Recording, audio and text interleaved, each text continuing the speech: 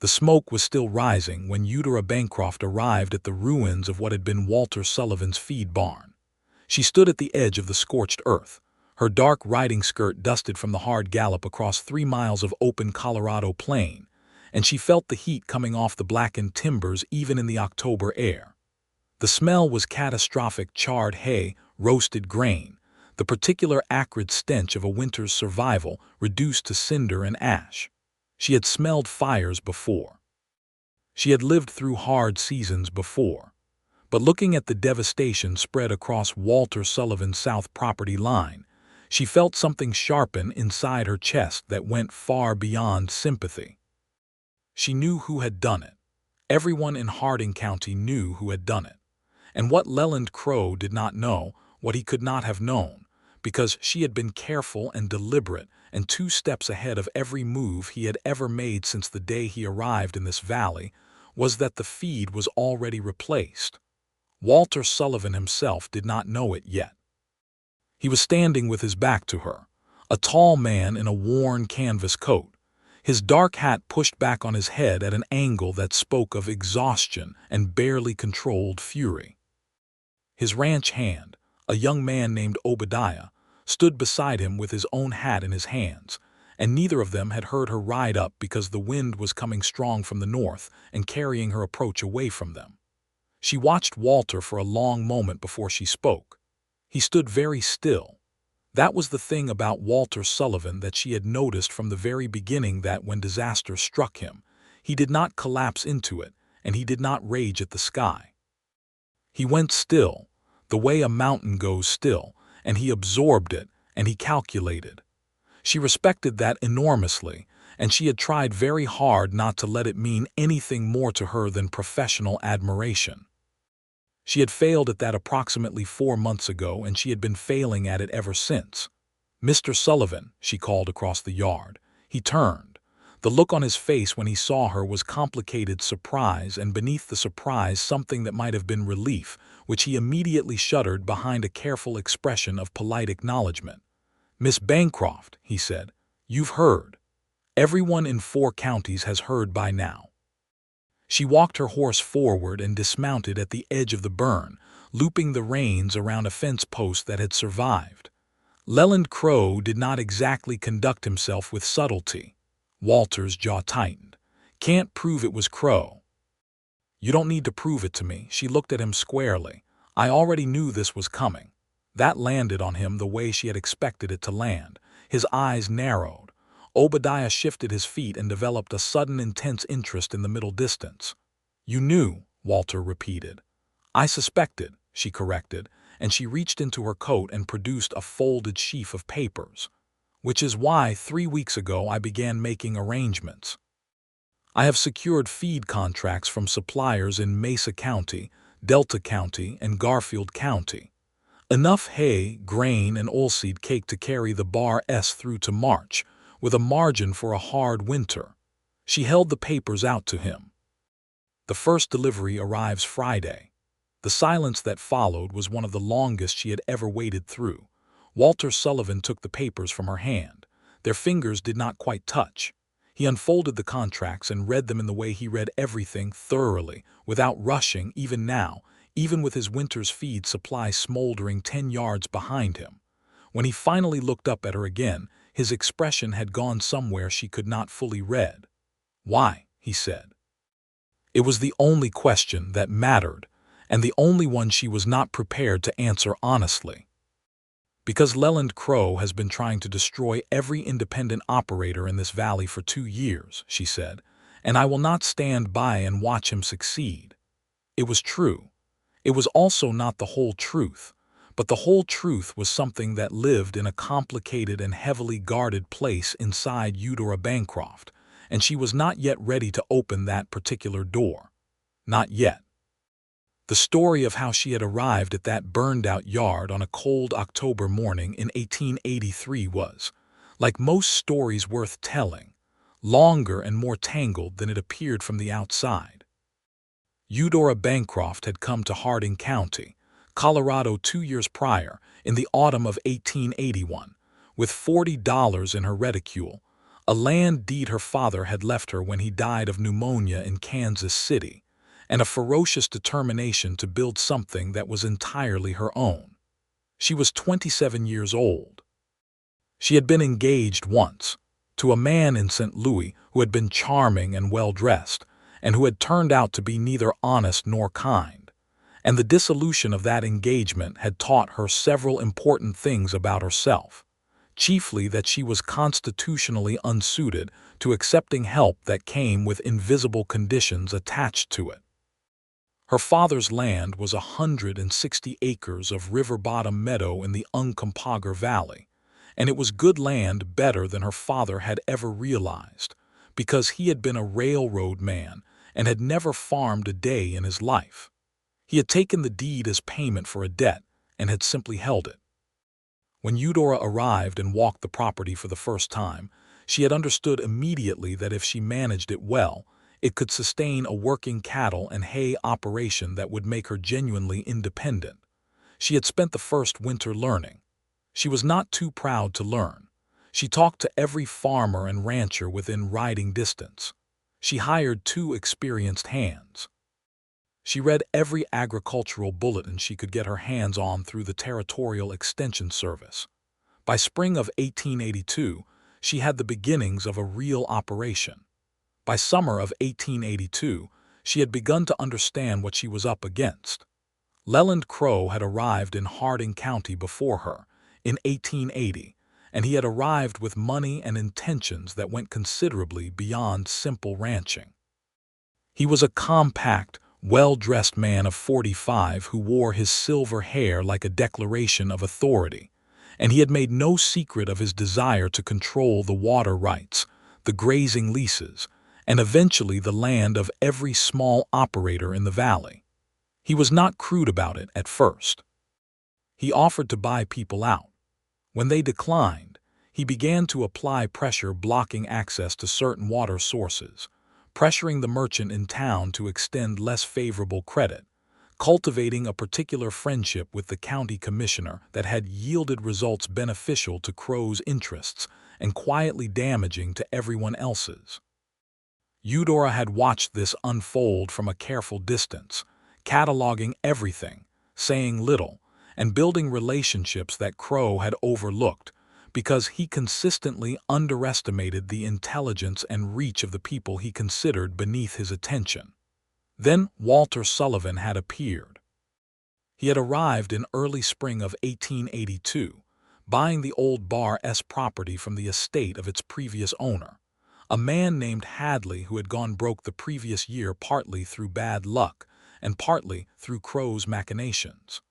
Walter was 32 years old, from a ranching family in New Mexico Territory, and he had saved 10 years for the capital to buy his own spread.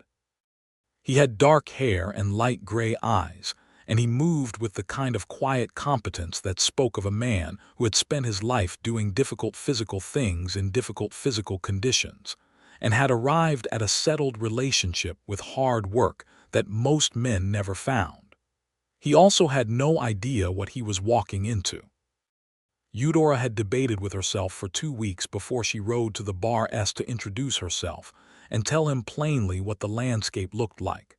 She had expected him to be defensive about receiving that kind of intelligence from a woman he had just met.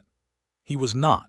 He had listened to everything she said, asked several sharp and perceptive questions, and then said, "I am grateful for your candor, Miss Bancroft. I'd like to return the favor.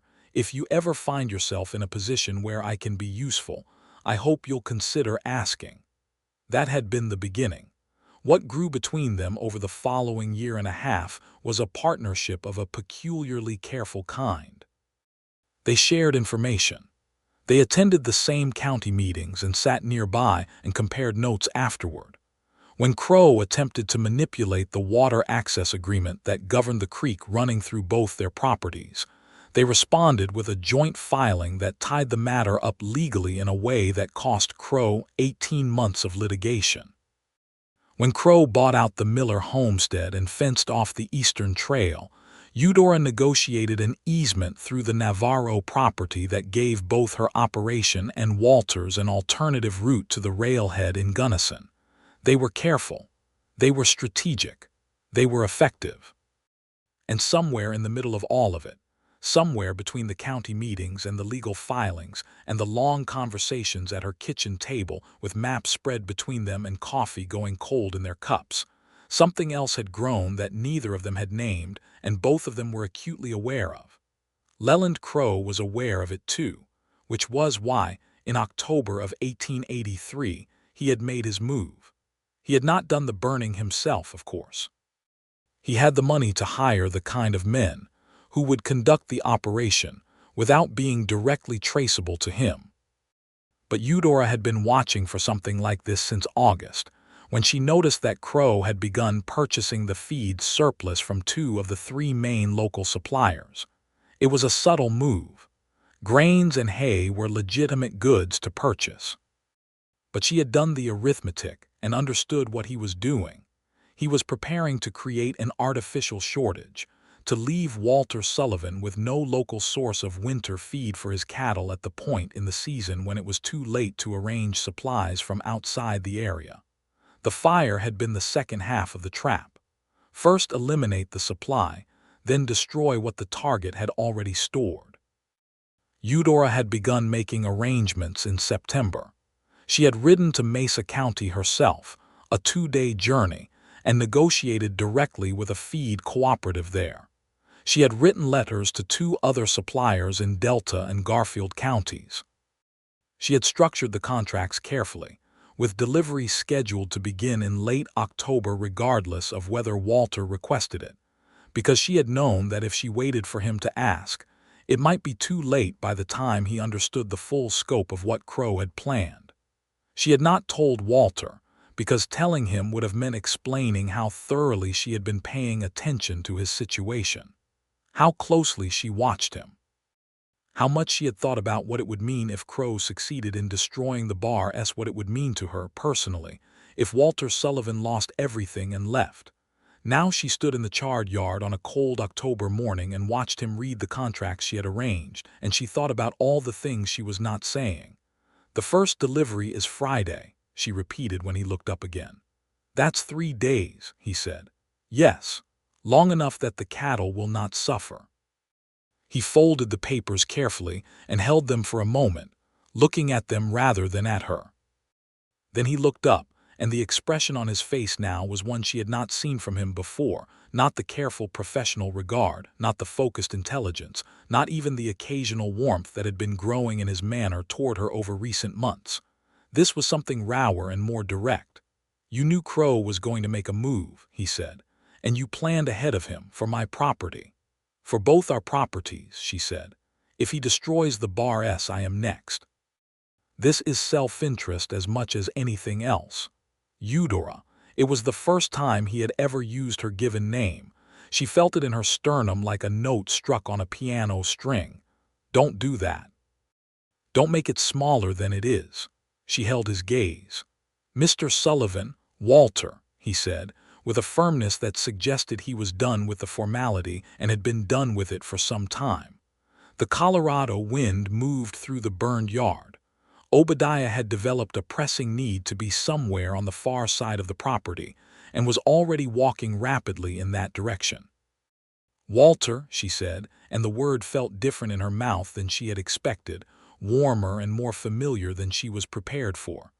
"The situation with Crowe is not resolved. The feed contracts protect your cattle through the winter, but they do not address the larger problem. He is not going to stop. I know that." He took a step toward her. "I know that better than anyone standing in the ruins of my barn." His voice was even, but there was something underneath it that she recognized as controlled anger, and beneath the anger something else. "I also know that you have spent the last 3 weeks protecting something you weren't obligated to protect. I told you, it's strategic, Eudora." Again, her name in his voice, and she stopped speaking because there was nothing she could add that would not be a lie, and she had never lied to this man. "Why did you really do it?" The honest answer lived right there behind her teeth. She had carried it for months, wrapped carefully in the professional distance she had maintained between them, telling herself that the timing was wrong, that the situation with Crowe made any personal entanglement inadvisable, that she had built her independence at considerable cost, and was not going to compromise it by letting herself feel things she could not afford to feel. All of that was true. None of it was the whole truth. The whole truth was that she had thought about Walter Sullivan driving to ruin at Leland Crowe's hands and had felt something close to desperate, and that was when she had understood that the careful professional regard she had been maintaining was not what she had believed it to be. "Because I could not watch it happen," she said finally, quietly, with an honesty that cost her something. He looked at her for a long moment. The wind moved between them. Behind them both, the ruined barn ticked and settled in the cold. "All right," he said very gently, "all right." He did not press her further. That was another thing about Walter Sullivan that she found deeply difficult to be indifferent to. He understood when to stop pushing, and he understood what people were really saying when they said the partial truth, and he gave them room to arrive at the rest of it in their own time. They rode back to his main house together to begin making a plan. The house at the Bar S was a solidly built two-room structure that Walter had been improving steadily since his arrival, adding a proper wood floor, replacing the original sod chimney with stone, building a covered porch across the front. It was a working man's house, sparse and functional, but it was also cared for in a way that reflected something about the man who lived in it. Eudora had been in this house a dozen times for practical meetings. She had noticed the small things, the way he kept books on a shelf beside the fireplace, the particular order of the tools hanging on the wall, the single wildflower pressed flat and tucked into the frame of the window facing south. She had not asked about the flower. She had stored the observation away with the many other observations she had stored away and had not examined too closely. They spread maps across the kitchen table. Obadiah had returned by now and brought the other hand, a steady older man named Prentice, and the four of them stood around the table and talked through the immediate situation. The cattle, approximately 200 head of Hereford and mixed Longhorn stock, needed to be accounted for and assessed. The fire had not reached the pasture or the main structure, but the panic of a barn fire could scatter animals and injure them if they were too close. Prentice reported that the herd had been well clear of the south barn when the fire started, which suggested the arsonists had been careful to do the fire quietly enough not to spook the stock. They had not wanted to be responsible for a stampede, which would have drawn immediate attention in the night. That told Eudora something about the level of Crowe's planning. He was careful. He had thought through the secondary consequences. He was not acting from emotion. He was conducting a campaign. "The legal question," Eudora said, "once the immediate animal welfare concerns had been addressed. We cannot prove it was Crowe directly. But the pattern of behavior, the supply purchases, the timing of the fire relative to the onset of winter, the fact that he has done nothing overtly illegal in 2 years while consistently disadvantaging every small operator in this valley, there may be a basis for an action before the district court in Gunnison." "Crowe has the county commissioner in his pocket," Walter said. "The county commissioner has no jurisdiction in district court." She had thought about this. "What we need is an attorney willing to take the case, and documentation. We have the supply purchase records. Those are public to the extent that the merchants recorded them. We have the pattern of the water access dispute. We have the Miller purchase and the fencing of the Eastern Trail. We need witnesses." "Witnesses in this county are afraid of Crowe," Prentice said. "Witnesses in this county are afraid of Crowe," Eudora agreed. "Witnesses in Mesa County and Delta County are not, because he has no reach there yet. And the merchants I spoke with when arranging the feed contracts had things to say about the purchasing pattern that they would be willing to put in an affidavit." Walter looked at her. "You've already thought about this." "I've been thinking about this for 6 months," she said, "and there was no point in being coy about it now. I believe Crowe is vulnerable if we bring the right case. But it will take time, and it will cost money we would both rather spend elsewhere, and in the meantime we have to maintain our operations and not give him any further opening. What kind of opening is he looking for? Financial distress. If either of us falls behind on our mortgages or our tax obligations, he will be positioned to acquire the properties through the same mechanisms he used to acquire the Miller place, which means we cannot afford the losses from this winter. Which means the feed contracts are not optional.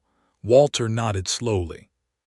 The feed contracts are not optional, he repeated, and there was something in his voice, the trace of a rueful smile he was not quite letting reach his face, that suggested he was revisiting his earlier reaction to her announcement. What do they cost? She told him. He absorbed it without flinching. It was a real cost, significant, a portion of his operating margin for the year, but not catastrophic. Not what it would have been if Crowe had succeeded in his plan. I have funds to cover the initial delivery, he said. The rest I can manage across the winter if the prices hold. He looked at her steadily. What did you spend to arrange this? The cost of 2 days' travel to Mesa County, she said. That's not what I'm asking. She held his gaze. The contracts were structured as your purchases, not mine. My name is in them only as the arranging party. If you're asking whether I put any of my own capital at risk, the answer is no. You put time at risk. You put 2 days of riding at risk. You put the political capital of your relationships with 3 county suppliers at risk, because if the arrangement had fallen through, you'd have spent that goodwill for nothing. He paused. I'm going to repay you for the travel. That is absolutely unnecessary. Eudora. Her name again, in that particular tone that had a quiet authority in it that she found very difficult to argue past. Allow me to repay you for the travel. She looked at him for a moment.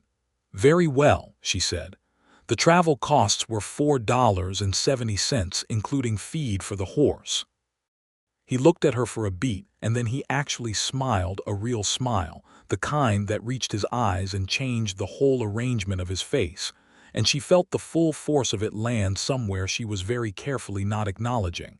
$4.70, he said. I am precise in my accounting. I've noticed. The smile stayed. You're precise about everything. The afternoon moved forward into early evening, and neither of them quite noticed the transition from practical meeting to something more personal. Prentice excused himself to see to the horses. Obadiah remembered an urgent task in the tool shed. The fire in the stove was burning well, and the maps were still spread between them, but the conversation had shifted in a way that Eudora was aware of and was not moving to prevent. Walter made coffee. He was matter-of-fact about it, the way he was matter-of-fact about everything domestic. There was no performance of capability, no drawing of attention to the fact that he was comfortable in a kitchen. He simply did it because it needed doing and handed her a cup without asking how she took it, which meant he had noticed at some point, in the way he noticed things. She drank the coffee and looked at the map and thought about the months of accumulated detail that had built up between them, the thousands of small observations, the pattern of a relationship that had been growing steadily toward something neither of them had spoken aloud. "Can I ask you something?" he said. "You generally do," she said, which was truer than it sounded. "When you rode to Mesa County," he said, "when you sat down with those feed suppliers and arranged the contracts, what were you thinking about?" She considered the question. It deserved a real answer. "I was thinking about the valley," she said, "about what it would look like if Crowe succeeded, if you lost the Bar S, if the Miller place wasn't the last acquisition but the first of many." She paused. "I was thinking about having built something here and watching someone like Crowe dismantle it piece by piece, and I was thinking about the people who would lose their livelihoods." "That's a good answer," Walter said. "But I think there's more to it." "There usually is," she said. He waited. She looked at the map. She looked at the fire. She looked at her coffee cup. Then she looked at him. "I was also thinking," she said, "that I could not imagine this valley without the Bar S in it." The words sat between them in the warm kitchen. Walter was very still in the way he went still when he was fully attending to something, and his gray eyes were steady on her face. "Is that so?" he said, very quietly. "Yes," she said. That is so. Another silence. The stove ticked. Outside, the wind was picking up. Eudora, Walter said, and then stopped. Don't, she said before he could continue. Don't say something generous and careful right now. I can't bear generous and careful right now. He looked at her. What can you bear right now? Honesty, she said, which is something you've always been capable of. He was quiet for a moment. Then he said, I think you know. I think I need to hear it. He set his coffee down. He looked at her with an expression that had nothing careful about it, nothing professional, nothing held back or managed. Just the plain fact of what he felt, which was considerable, and which had been growing for a long time. I have been in love with you, Walter Sullivan said, since approximately last January, when you walked into the county commissioner's meeting and laid out the water rights argument so clearly that Crowe's attorney physically backed away from the table, and I realized that you were the most formidable person I had ever encountered in my life, and that I was in very serious trouble. She felt the words go through her like warm light through cold glass. Last January, she said. That was 9 months ago. I'm aware, and you said nothing. You were clearly determined to maintain a professional arrangement, he said. I respected that. And I thought maybe the feeling was mine alone, and that pursuing it would damage what we had already built together, which I was not willing to risk. She set her own cup down. She looked at him across the maps and the coffee cups and the 9 months of careful professional conduct and the burned feed barn outside, and she thought about the hidden motives that had lived in her own chest for nearly as long. It was not yours alone, she said. He breathed out slowly, a long exhale, as if something that had been held very tightly for a very long time had just been allowed to release. No, he said. No, she agreed. They looked at each other in the fire-lit kitchen, and for a long moment nothing happened except that the thing between them that had been growing steadily for months was no longer pretending to be something else. I should ride home before dark, she said. The road past the North Creek is treacherous in low light. You could stay to dinner, he said. It was a completely honest offer with no artifice in it, and she recognized it for what it was. I could, she agreed. I'll stay to dinner. The following 2 weeks were, in some respects, the most complicated of the entire situation, because they now had to navigate everything that had changed between them while simultaneously managing the ongoing practical crisis of Leland Crowe. The feed delivery arrived on Friday as promised 3 heavy wagons from the Mesa County Cooperative, loaded with baled hay and sacked grain, driven by 2 teamsters who were professional and efficient, and had the whole delivery stacked in Walter's secondary barn by mid-afternoon. Eudora was there to receive them, having ridden over early, and Walter worked alongside his hands unloading and stacking. She helped. He did not suggest she stand aside and watch. She appreciated this. The second delivery from the Delta County supplier came the following Wednesday. The Garfield County shipment arrived the week after. By the end of October, the Bar S feed situation was completely secured. The cattle were fine. The operation was intact. Leland Crowe had achieved precisely nothing with his fire except to burn down a barn. He was not, Eudora knew, going to take that lying down. Crowe's next move came in early November.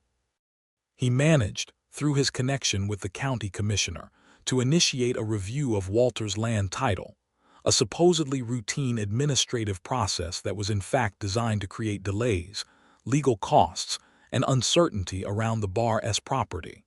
It was a harassment tactic, transparent enough once you understood the pattern, but effective in that it required Walter to retain an attorney and respond to the challenge formally. Walter retained the attorney. The attorney, a man named Hartwell in Gunnison, was steady and competent, and when Eudora provided him with the documentation she had been assembling for 6 months, the records of the supply purchases, the witness statements she had quietly collected during her trips to the other counties, the timeline of Crowe's systematic pattern of targeting independent operators. Hartwell looked at the assembled materials with the expression of a man who has just been handed considerably more ammunition than he expected. This is a pattern of tortious interference, Hartwell said. and potentially conspiracy to commit arson if we can demonstrate that the feed purchases and the fire were coordinated elements of a single plan. Can we demonstrate that? Walter asked. With these affidavits from the Mesa County merchants, who can testify to the specific timing and nature of Crowe's purchases, and with a competent fire investigation, yes, I believe we have a reasonable case. Eudora had arranged for that investigation as well, having written to a fire investigator in Denver, whose reputation she was aware of through a contact in the territorial administration. The investigator arrived in Harding County the second week of November, examined the ruins of the barn, and produced a written report concluding that the fire had been deliberately set, with the specific methods indicating professional execution rather than amateur arson. Professional execution, Crowe said, when he heard about the investigation through the county commissioner, proves nothing about who paid for it. That was true. But Eudora was not trying to prove the arson alone. She was building a larger case about a pattern of conduct, and for that the arson was simply one data point among many. The thing that made the legal strategy viable was something Crowe had not anticipated: the cooperative nature of the opposition. He had been dealing with isolated individuals for 2 years, and he had succeeded because isolated individuals were vulnerable and could be picked off one at a time. He had not expected to find himself facing a coordinated effort that spanned 3 counties and involved a network of business relationships he had not bothered to notice because they were held together largely by a woman he had dismissed. The legal action that Hartwell filed in December was a civil suit for tortious interference and damages, naming Leland Crowe and 2 of his associates, and it was supported by 11 sworn affidavits from suppliers, merchants, and former neighbors of the burned Miller homestead, collected from across the 4-county region. The day the suit was filed, Eudora and Walter rode to Gunnison together and watched Hartwell submit the papers at the district court. They stood side by side on the courthouse steps in the December cold afterward, and Walter offered her his arm and she took it, and it was the first time they had touched in any way that was not entirely accidental. "It will take time," she said. "Most things worth doing do," he said. They rode home in the early winter dark, and he saw her to the boundary of her property before turning back toward the Bar S, and she watched him go with a feeling in her chest that was complicated and warm and absolutely nothing like the careful professional regard she had been maintaining 6 months ago. The winter was hard.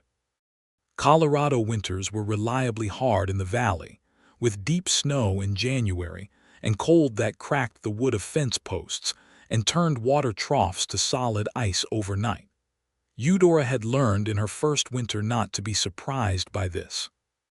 She had a good supply of firewood, well-insulated livestock shelters, and the experience of 2 previous winters to draw on. She also had, increasingly, Walter. Their relationship had evolved from the careful professional partnership of the previous year into something that was still cautious and still respectful of certain proprieties, because they were both private people, and they were both aware of the particular scrutiny that fell on a woman in Eudora's position, who was already somewhat outside the normal social expectations of the frontier. A single woman running her own land alone was not unheard of, but it was not unremarkable either. And she had learned to guard her reputation carefully because it was a professional asset as much as a personal one. But within those limits, the change was real and significant. Walter came to the Bancroft place on Sunday afternoons, sometimes for practical discussions and sometimes not. She rode to the Bar S for the same purposes. They ate dinner together perhaps twice a week. He helped her with a fence repair in January that would have taken her and Prentice 3 days to manage alone, and was accomplished in one long afternoon with 4 of them working. She sat with him through an anxious 2 days in late January when one of his lead Hereford cows developed a difficult birthing, and when the calf arrived safely in the early hours of the second morning, she fell asleep in the chair by the barn stove and woke to find a blanket around her shoulders that had not been there when she closed her eyes. She said nothing about the blanket. He said nothing about the blanket, but it was there between them, a small, warm fact. He was reading. She had noticed from the first time she was in his house that he had books, which was not common in the valley. There were plenty of good and hardworking people in Harding County who had little use for reading beyond the practical minimum, and she did not judge that. But she had her own love of books, and the discovery that he shared it had been one of the early, quiet things that mattered. His shelf held a mix that she found interesting. Some practical manuals on animal husbandry and land management, but also history, and a battered copy of the complete works of Shakespeare, and several novels she had also read. They talked about books on a Sunday afternoon in February, the stove going well and snow coming down outside his window, and the conversation ran for 3 hours without either of them noticing the time passing. He had strong opinions and was not afraid to disagree with her, which she found bracing. She had spent too much of her adult life having conversations with men who agreed with everything she said and meant none of it. "You're very opinionated about Dickens," she observed at some point during the 4th hour. "Dickens earned strong opinions," he said. "If you are going to be sentimental, you ought at least to be honest about what you are doing." "He is honest about it. He is operatically honest about it. That is one way to describe it." He was smiling. He smiled more easily now than he had in October, the careful reserve loosened by the months of proximity, and it made him look younger and also more like himself, she thought, as though the reserve had been a garment he wore for professional purposes and not the actual shape of him underneath. "What would you call it?" she asked. "I would call it using the reader's sympathy as a lever," he said. "Which I find manipulative, however skillfully executed." "You are a very particular man, Walter Sullivan," she said. "I've been called worse," he said. Then, "Is that a problem?" She looked at him across the fire. "No," she said, "it is the opposite of a problem." Another silence, warm and particular and full of things that were approaching the surface. "Eudora," he said. He set his book down. He looked at her with the unguarded directness that she had come to understand was his version of complete candor. "I've been patient." "You have," she agreed. "I don't want to press you into anything you're not ready for. I know. But I would like to know," he said, "what you want going forward, not strategically. Not professionally." He held her gaze. "I want to know what Eudora Bancroft wants for herself." She thought about this seriously because he deserved a serious answer. She wanted her land. That had not changed and was not negotiable. She had built something real here, something that was hers in a way that nothing had been hers before, and she was not going to fold it into someone else's enterprise and watch herself disappear into the role of helpmate. She knew enough women who had done that, not because they were weak or foolish, but because the structures of the world they lived in made it very difficult not to. And she had spent 2 years building a set of circumstances that gave her choices those women had not had. She also wanted this man, sitting across from her with the firelight on his face and his battered Shakespeare on the chair beside him, this particular and careful and deeply honest man who had looked at her from the beginning as if her intelligence was something to be respected rather than accommodated. "I want both things," she said, "my land and my independence," and she paused. "And whatever this is." "Whatever this is," he repeated very quietly. "All right, that's something I can work with." "The two things are not necessarily in conflict," she said, "though I understand that may require some unconventional arrangements." "I'm not a conventional man," he said. "No," she agreed. "You are not." He stood up from his chair. He came to where she was sitting and crouched down so that his eyes were level with hers, which was a choice she recognized as deliberate, not looming over her, not standing to some advantage, but making himself equal and looking at her straight. He had a way of doing that, of placing himself physically in a relation of equality, that she had noticed 100 times and that she understood was not calculated, but simply the way he naturally moved through the world. "May I?" he asked. "Yes," she said. He kissed her once carefully, like a man who had been waiting long enough that he was not going to rush the thing now that it was finally arrived at. She kissed him back with equal care and equal feeling, and outside the snow came down on the valley floor, and the stove was warm, and it was a good moment, a real one. Spring came to Harding County with the dramatic abruptness of high country springs, the snow retreating up the mountain flanks and the valley floor turning green in what felt like the span of a week, the creek running high with melt, the cattle restless and alive after the long stillness of winter. The legal case had been proceeding steadily through the winter months. Hartwell had filed 2 additional motions and had successfully resisted Crowe's attempts to have the case dismissed on procedural grounds. In March, a new development emerged that significantly strengthened their position.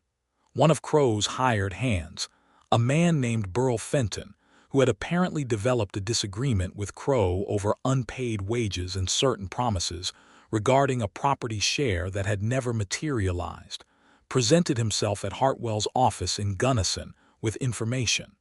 Eudora was present for that meeting. She sat quietly at the edge of the room and listened to Fenton describe, in specific detail, the planning that had preceded the feed barn fire, the instructions, the timing, the men involved, the payment, the explicit instruction that the barn should be fired quietly to avoid spooking the cattle, which explained the professional character of the execution that the Denver investigator had noted. Fenton was not a sympathetic witness. He was a man who had turned on his employer primarily because of a mercenary grievance. But his testimony was corroborated in specific details by the physical evidence and the affidavit from the Mesa County merchants, and Hartwell believed it would hold up.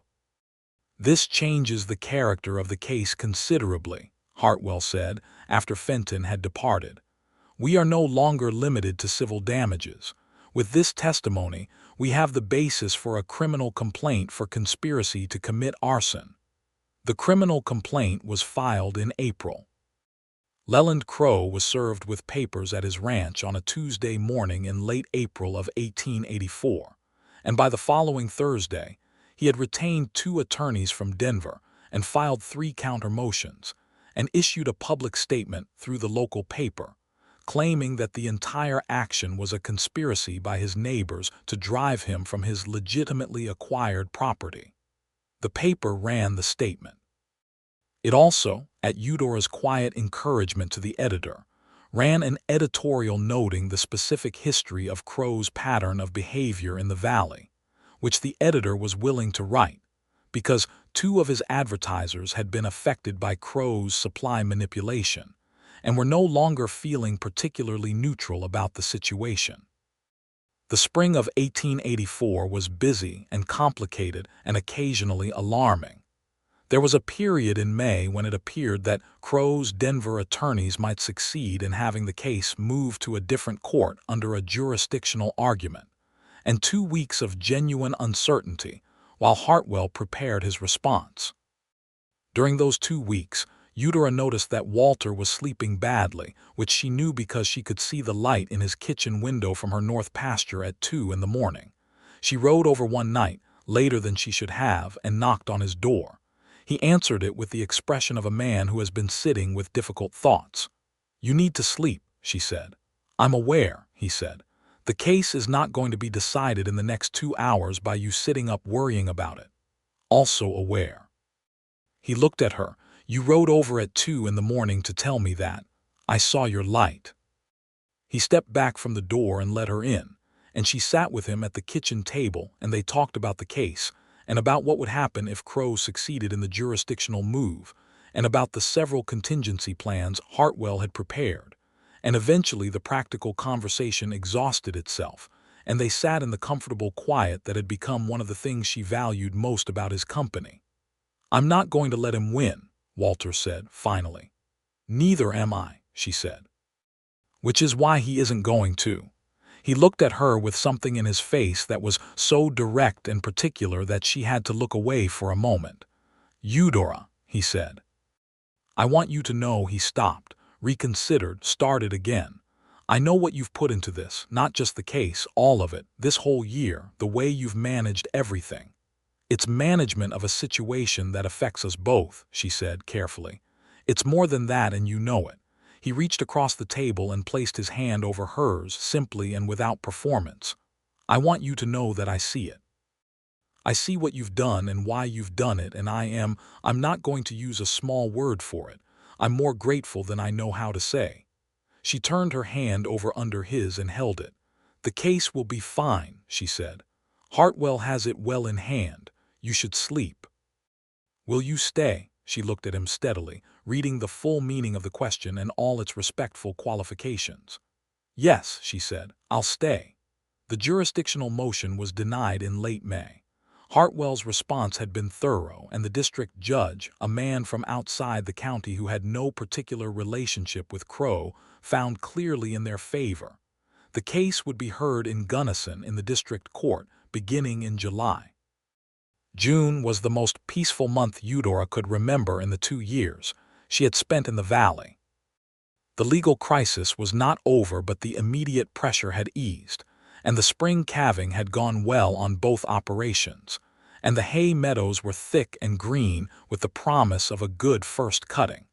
She and Walter rode together on Sunday mornings when the weather permitted, which it usually did in June.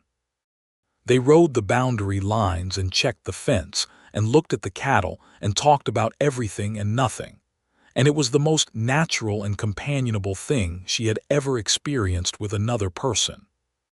He had a way of being beside her that was neither intrusive nor distant, a way of taking up exactly the right amount of space without encroaching on hers, and she thought sometimes that this was perhaps the thing she had been looking for without knowing it. Not someone to complete her or rescue her or provide for her, but someone who could simply be beside her without either of them losing any part of themselves in the process. One morning in mid-June, they stopped at the top of the ridge that divided her north pasture from his south pasture. They had reached this spot many times before, the natural midpoint of their usual route, and the whole valley was spread below them in the early light, green and golden, and intersected by the silver thread of the creek, and the mountains were clear to the west with their permanent snow caps, and it was genuinely and completely beautiful. I would like to ask you something, Walter said. She looked at him. His expression was careful in the way it was careful when he was about to say something that mattered to him. Ask, she said. I would like to ask you to marry me, he said, with the full understanding that the Bancroft place remains yours, operated under your name and according to your judgment, and that the arrangement between us is one of equals.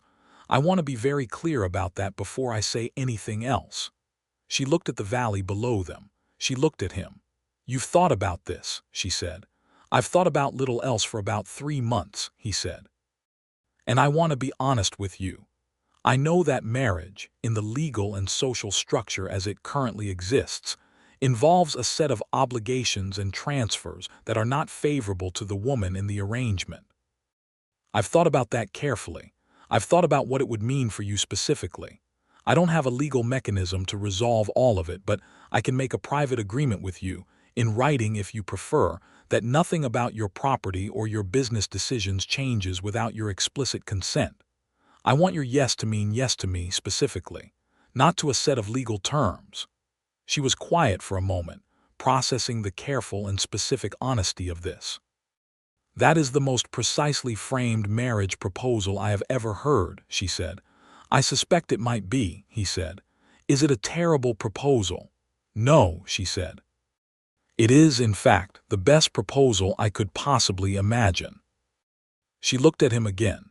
This particular and formidable and deeply decent man who had thought about the legal implications of marriage on her behalf before he opened his mouth, who had thought about how to make the thing fair before he asked for it. And she thought about last January, and the 9 months he had carried his feeling quietly and respectfully, while she found her own way to hers. And she thought about the blanket across her shoulders in the barn, and the coffee he made exactly right. And about riding Mesa County alone in September, with papers for his feed contracts in her saddlebag, and the clean, clear feeling of being useful to something that mattered. "Yes," she said. "Walter, yes." He let out a slow breath and looked at her with something that was too large for a single expression to contain. And then he was smiling, that real smile that changed his whole face, and she was smiling too, and the valley was spread below them in the June light, and all of it was very fine. They did not rush the wedding. There were practical considerations and a legal case still in process, and Eudora had a very strong opinion about not making major life changes in the middle of a crisis. They set the date for September, after the hay harvest, and after the court proceedings had reached some form of conclusion. July brought the trial. It lasted 11 days.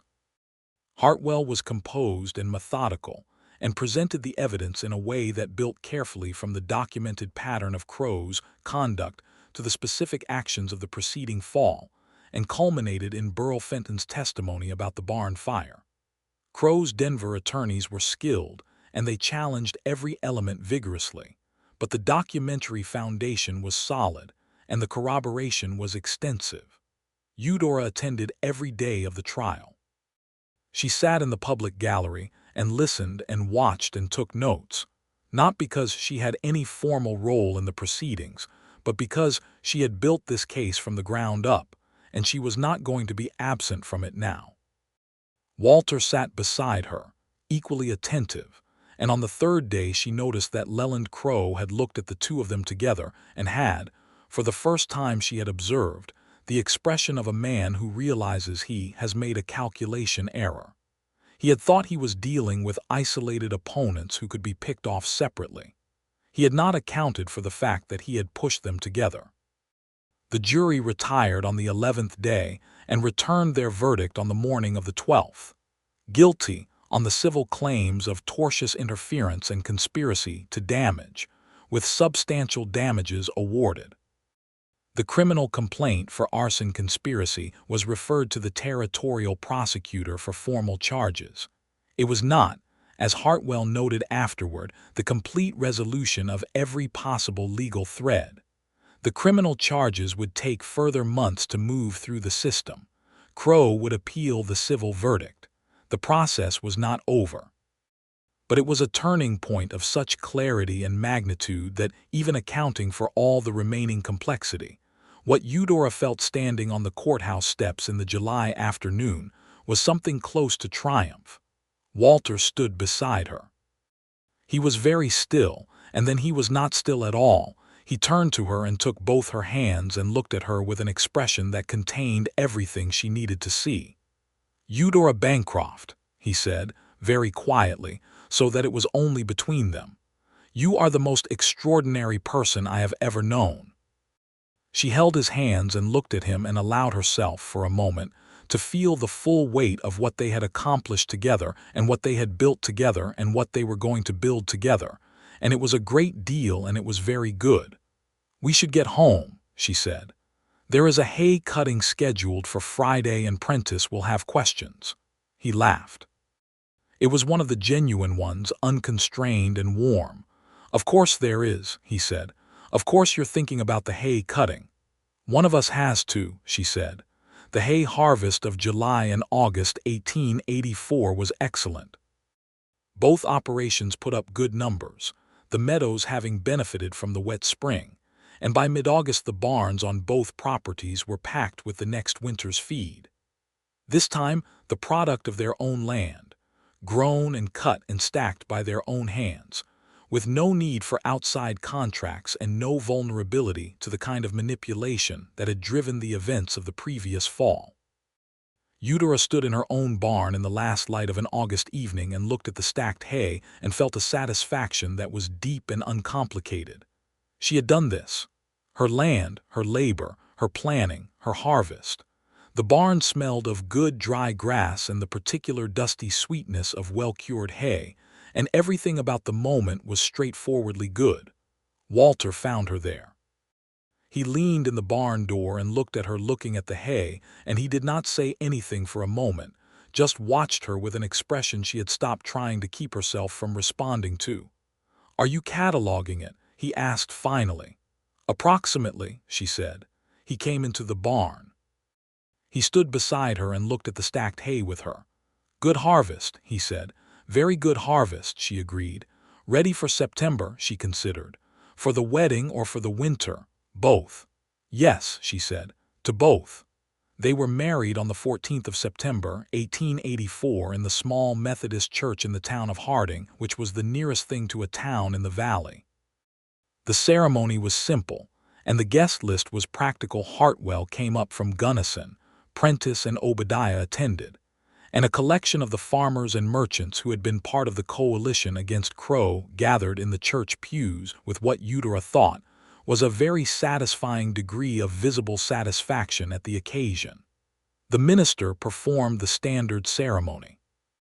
When the moment came in the vows where the traditional language required the wife to pledge obedience, Eudora and Walter had arranged in advance with the minister to modify the wording, and the minister, who was a thoughtful man and had heard enough about the situation in the valley to have a settled view about where his sympathies lay, performed the modification without commentary.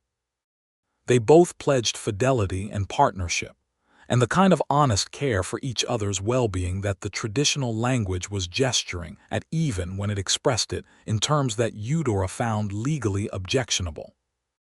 Afterward, there was a gathering at the Bancroft place, Eudora's place, because it had the larger kitchen and she was not prepared to give up her home, which Walter had understood completely, and had proposed to remain at the Bar S during the week when the operations required it, while they built a more permanent arrangement over time.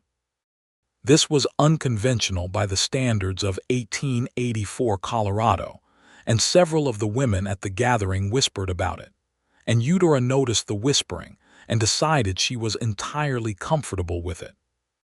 Prentice made a toast with the whiskey that had been opened for the occasion, and it was short and sincere, and contained the observation that he had watched the two of them circle around each other for a year and a half, and he was glad the circling was done. "Circling," Walter said, looking at Eudora. "Careful," she corrected. "We were being careful." "Some people would call it stubborn," Obadiah offered with the impunity of a young man at a party. "Some people," Eudora said, "are very young." The laughter at the party was easy and warm, the kind that comes from a gathering of people who have been through something together and arrived at the other side of it, and the evening stretched long into the October approaching dark. The criminal charges against Crowe were formally filed in October of 1884. He resigned from his position of influence in the county before the trial commenced, having apparently concluded that fighting the legal battle from within the county made him more visible and more vulnerable than was desirable. His two attorneys negotiated a settlement that involved financial penalties and certain formal acknowledgments that his legal team managed to keep sufficiently ambiguous that they could be interpreted as less than a full admission of guilt, but which were, in effect, a complete capitulation. Crowe left Harding County in the spring of 1885. He sold his ranch through an agent and departed without ceremony to circumstances unknown, and Eudora's honest opinion was that wherever he went next he would find some new context to conduct himself badly in, because men like Leland Crowe did not change. But he would not be doing it here in this valley to these people. That was enough. The Miller homestead, which Crowe sold as part of the asset liquidation, was purchased by a young family from Ohio, a couple named Brewster, honest and hardworking, and completely unfamiliar with the backstory of the property they were buying, who arrived in the spring of 1885 with a wagon full of household goods and 3 children, and the kind of hopeful energy that new beginnings tend to produce. Eudora rode over to welcome them with a basket of preserves and practical information about the county, and she thought about arriving in this valley herself 4 years ago with $40 and a land deed, and found the memory fond rather than frightening. The spring of 1885 was the first spring of their marriage, and it was busy in the way that all springs on working land are busy, but it was also deeply and contentedly ordinary in a way that Eudora had not fully anticipated. The Bar S and the Bancroft place operated as distinct enterprises in their day-to-day management, but with a deep practical integration. They shared equipment, coordinated their market timing, and managed their labor in a way that made both operations more efficient than either had been separately. Walter had, true to his word, signed a private agreement drafted by Hartwell in August that formally acknowledged the Bancroft place as Eudora's property in all matters of management and disposition. She had not asked for it after he offered it initially. He had produced it anyway in September before the wedding, and she had read it carefully and signed it, and then looked at him with a feeling that she could not entirely express in words. "You didn't have to do this," she said. "I wanted to," he said. "I meant what I said on the ridge." "I know you did." She folded the document and held it for a moment. "That's what made it different from every other proposal I have ever heard of." "There were other proposals. One," she said, "in St. Louis. It was nothing like yours." "I'm glad," he said, "that it was nothing like mine." The first summer of their marriage produced more excellent hay, a strong calf crop on both properties, and a legal final judgment in the Crowe civil case that resulted in a monetary award substantial enough to cover all of the legal costs of the previous 2 years, and leave a remainder that Eudora put toward improving the south irrigation system on the Bancroft meadows. In September of 1885, on their first anniversary, Walter arrived at the Bancroft place with a gift, a book, which she had expected, because books were something they gave each other with regularity now.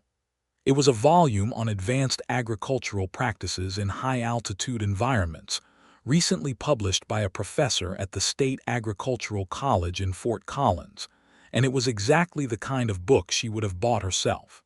She also gave him news. She told him at dinner, on the anniversary evening, with the same directness and precision that characterized everything she did.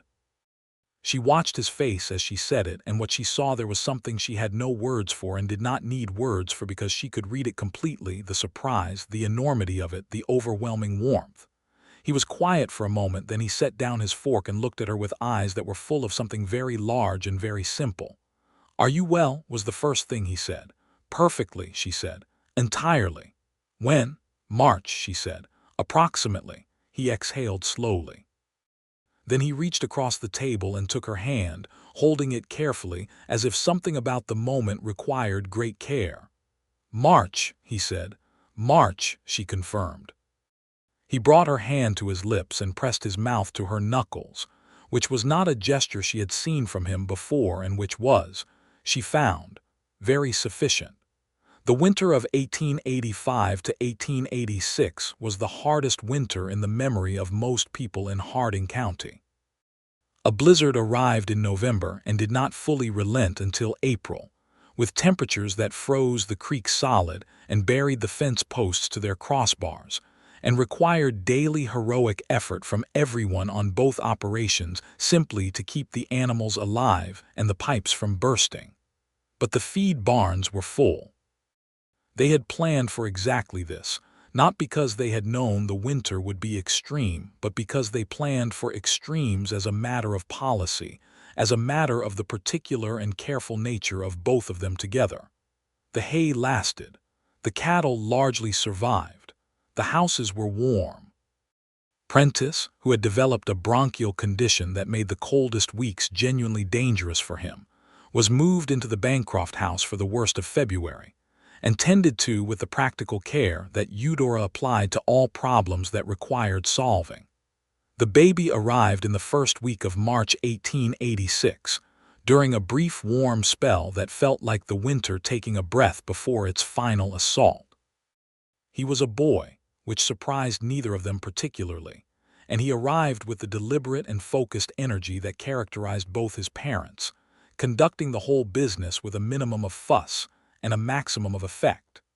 Eudora, who had read every available text on the subject during the autumn months, was as prepared for it as it was possible to be, and Dr. Prout from the town of Harding arrived in time to be usefully present, which she had arranged with considerable precision of scheduling. Walter was there throughout, which was not entirely customary for the period, but was the only arrangement that either of them had considered. He was steady and practically useful and held her hand when that was what was needed and stepped back when that was what was needed. And when Dr. Prout placed the baby in his arms afterward, the expression on Walter Sullivan's face was the most unguarded thing she had ever seen from him. They named the boy James Hartwell Sullivan, James for Walter's father and Hartwell for the attorney who had served them so well, a choice that touched the attorney considerably when he heard about it, which Eudora had anticipated. Spring came again with the high country drama that it always did, the snow retreating and the valley turning green, and James Sullivan grew with the same dramatic efficiency as the spring, adding weight and alertness and increasingly specific opinions about his circumstances in a rate that Eudora found both admirable and slightly exhausting. The Brewsters, their neighbors on the old Miller place, had survived the winter with some difficulty but no catastrophe, and Eudora had been quietly useful to them in ways that required no acknowledgement, information shared at the right moment, help offered practically and without condescension. The younger Mrs. Brewster came to visit in May with her oldest child, a boy of 7, and sat in Eudora's kitchen and drank coffee and looked at James in his cradle with the expression of a woman who understood exactly how much had gone into the making of this particular domestic scene. "You've built something remarkable here," she said.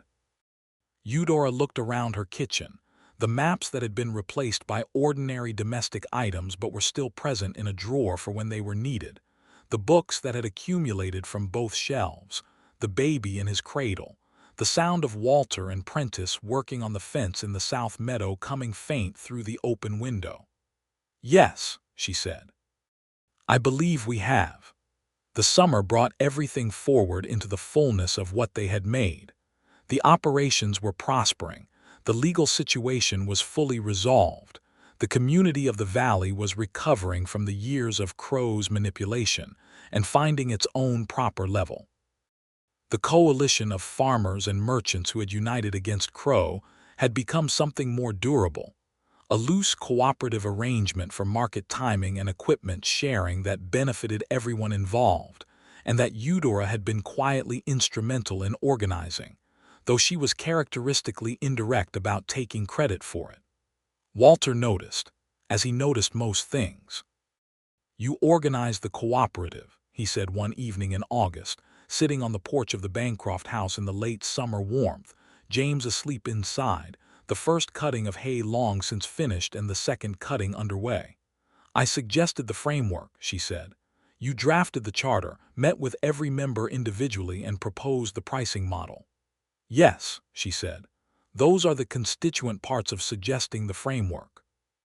He looked at her with the expression she had come to know as his version of affectionate exasperation, which she found very pleasing. "Eudora," he said. "Walter," she said, with equal gravity. He reached over and took her hand, the way he had been taking her hand for the past 2 years whenever they were sitting within reach of each other, with the ease of a habit that had become entirely natural. "I want you to know something," he said. "You generally tell me things you want me to know," she said. "It's one of your qualities. This is a specific thing." He looked out at the valley in the low summer light, then back at her. "When I came to this valley in 1882, I thought I was building a ranch. A good operation, my own land, the thing I'd worked toward for a decade." He paused.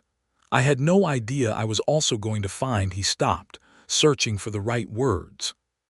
Walter was precise with words and did not offer them imprecisely even when the content was personal. "I had no idea I was going to find this. What we've made." She looked at him. The valley was golden in the August light and James was sleeping inside and the hay was coming in well and Crowe was gone and Hartwell was a name on the baby and the ruined barn had been rebuilt in the spring by a crew of neighbors who had come without being asked. "Neither did I," she said honestly. "Are you glad?" he asked. It was a serious question, not an anxious one. He was asking because he genuinely wanted to know, because he was a man who wanted to know the truth of things rather than a comfortable approximation. "I am more glad than I have language for," she said. "And I have quite a lot of language." He smiled. The real one. Yes, he said, you do. She leaned her head against his shoulder, which was a thing she had discovered she liked and which he accommodated naturally, and they sat together on the porch in the August evening and watched the light change over the valley they had defended and built together. And it was a great deal, and it was very fine, and all of it had been worth every hard mile of the road that had brought them to this particular moment on this particular porch at the end of this particular day. The second summer after their wedding brought changes, both practical and personal. The Bancroft place expanded its hay production with the improved irrigation, and the Bar S brought in its best calf crop since Walter had purchased the property. The cooperative had grown to include 7 operations in the valley, and its first joint sale to a Denver buyer in August netted every member a better price than any of them had managed individually in the previous 3 years. Eudora rode to Gunnison in October of that year for a meeting with Hartwell about the final administrative closure of the Crowe case. And while she was there, she visited the district land office and completed the registration of a formal property agreement between herself and Walter, that Hartwell had drafted a document that had no precise legal precedent in Colorado territorial law, but that Hartwell had constructed carefully enough to be defensible, and which established clearly that the Bancroft land remained under Eudora's management authority, while also creating a formal family estate structure that protected James's eventual inheritance from either property. It was, Hartwell told her, the most complex marriage property arrangement he had ever been asked to construct, and he had found it intellectually interesting. I thought you might, she said. You do tend to bring me the interesting problems, he agreed. She rode home with the registered documents in her saddlebag and felt, as she always felt when a complex arrangement had been properly secured, the deep satisfaction of work completed correctly. James was 7 months old, and had recently discovered the practical applications of his voice, which he deployed with enthusiasm and excellent timing. He had Walter's gray eyes and Eudora's coloring, and the focused attention of both of them, which meant that when he examined something, a spoon, a sunbeam, the cat that had appeared from somewhere in the fall and established residence, he brought to it a thorough and somewhat alarming seriousness.